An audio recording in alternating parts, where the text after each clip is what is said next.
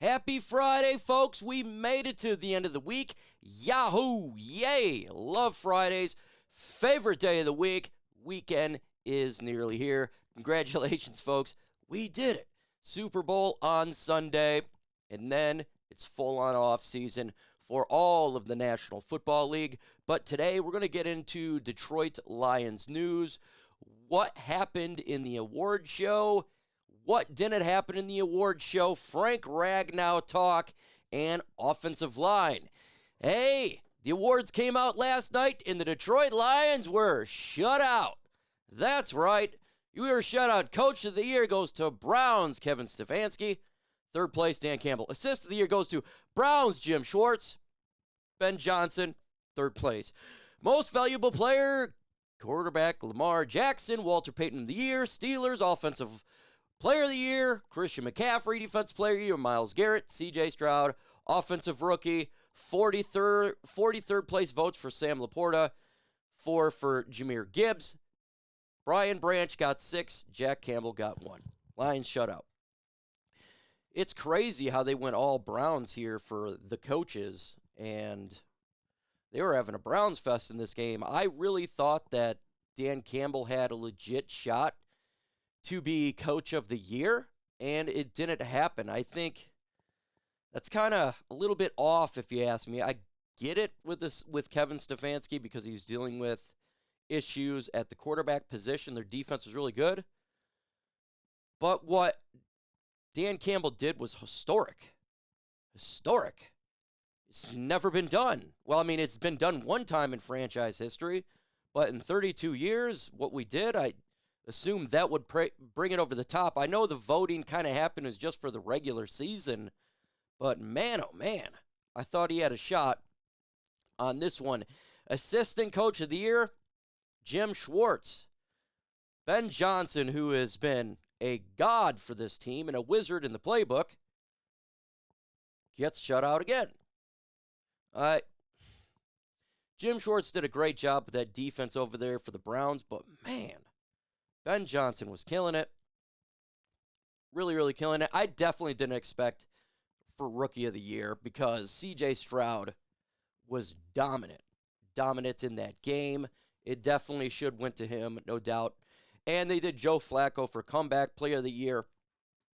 Makes sense. I mean, he did decent for them over there for their little run that they had when he became the quarterback for the Cleveland Browns, so I'm not too upset about that one, but being shut out, I don't think it's right. I think they should add something here. And this is basically snub for assistant coach of the year again, even though he has been masterful with this offense, and Jared Goff takes third place. Stinks, it stinks. Gigantic news for the day here is Frank the Tank Ragnow shuts down retirement. Frank Ragnow is coming back for 2024, and it feels so good.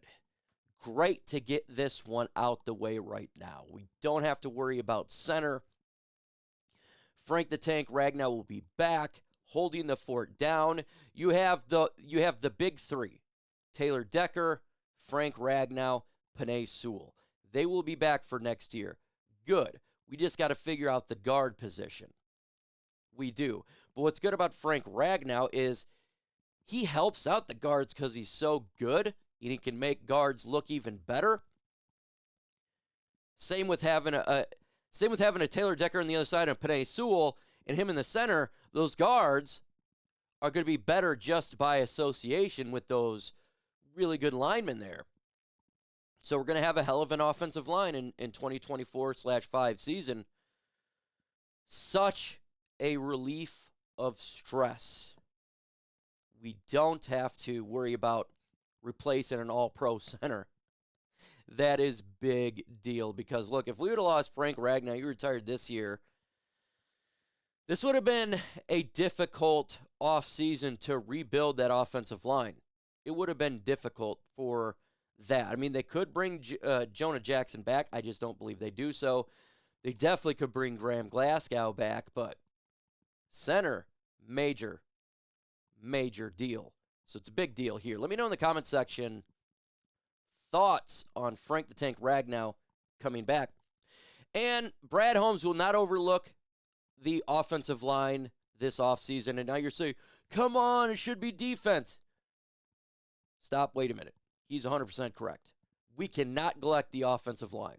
We have to make this bad boy continue to be the strength of this football team. It all runs through the trenches and through the offensive line. The reason Jared Goff is getting protection is that offensive line. The reason we're getting gigantic holes is that offensive line. This offense does not work without an offensive line. The last thing you want to do is not worry about it going into next year, and then we're butt cheeks. Because look, if this offensive line is bad, the offense is predicated on the offensive line, you could take a significant step backwards if you were to neglect it. A significant step. You can get your quarterback hurt. The run game would fall. So I am very happy that Brad Holmes is sticking with this right now. Continue to build that offensive line. Continue to make a strength a strength. We got plenty of draft picks to get the defense as well. But don't neglect the offensive line. We all know the biggest weakness on this football team, folks, is defense. We know this. Brad Holmes knows this. Everybody knows this. And it's going to get fixed. It's going to get better. We're going to get talent. We're going to build this defense up. But you cannot neglect one position because everything else is bad. You still got to put capital into this offensive line and make sure it's dominant for many years. It's important. We have seen how good this team can be through the offensive line. Can't do that. Now we go into this draft here. We're going to be getting defense. We need to get edge. We need to get corner, interior of the defensive line as well, and offensive line. Plenty of picks to get this team better on all fronts. And you have free agency. You could go into free agency, get an edge, get a cornerback, get a guard, and then it kind of relieves the stress of forcing a pick in the NFL draft for a defensive player. Forcing a pick when you may not want to force a pick, that alleviates it. And that's important to know. So, very good news so far from last night and this morning. Good news so far for this offseason. Started out great. You get both your coordinators back. Frank Ragnow is coming back. Brad Holmes is angry. This team's angry. They want to go to a Super Bowl. I like it. This offseason started with a bang. This is the type of offseason you want to have. Already right now, it's a win of an offseason. Regardless of what happens in free agency, I feel like it's already a win. The biggest questions was answered. Ben Johnson coming back. Frank Ragnow coming back. Two staples. Now you just got to worry about a little bit of depth here and there. Go to the draft. Draft your players, but the nucleus is here. The nucleus and the foundation is set, and it's continued to be the strength of this football team. And I like it. I like it a lot. Now we just need to get this defensive line like the offensive line. Build the trenches. Get it interior DT. Get another edge. Make it a beast of a group. We're dominant on both of the trenches. It's over. It's over. I wonder how they attack the defensive line. Where are they going to put the resources? What players are they going to target? Because if they can get this defensive line to match this offensive line, the Lions legitimately have a chance to go to the Super Bowl. That defensive line will relieve pressure from the linebackers and the corners. The defense automatically gets better. Your corners get better because they're getting pressure on the quarterback. The quarterback doesn't have all day to pick you apart.